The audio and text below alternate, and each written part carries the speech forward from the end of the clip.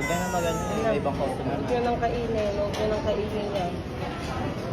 Grabe, favorite ko pa naman kumain dito. Parang every week ako nagki-crave ng food dito. Grabe, iniisip ko pa lang nagugutom na ako, especially yung chicken nila, yung chicken oil na ilalagay sa kanin, 'di ba? Sino ba ang may ayaw dito sa fast food na 'to? Pero bakit naman may paganito? Tapos eto pa, meron pang isang creator din na nag-post ng video. Ayan, as you can see, meron namang uod sa toyo or sausawan niya. Pero same fast food restaurant 'to, hindi ko lang alam kung saang branch siya kumain.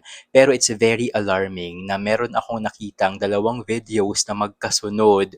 Same fast food restaurant, siguro different branch, pero same uod sa pagkain, yung isa nasa sausawan pa. Pero disclaimer lang hindi tayo naninira ng brand or ng fast food restaurant dito. Pero pinopost ko to para maging aware ang lahat na pwede talagang mangyari yung ganito kahit saan ka pa kumain. So ugaliin na laging i-check yung kinakain or yung pagkain na siniserve sa inyo bago nyo kainin. Mamaya kain kayo ng kain, subo kayo ng subo, tapos sa huli nyo na makikita na meron palang uod yung kinakain nyo. Sobrang kadiri kaya nun.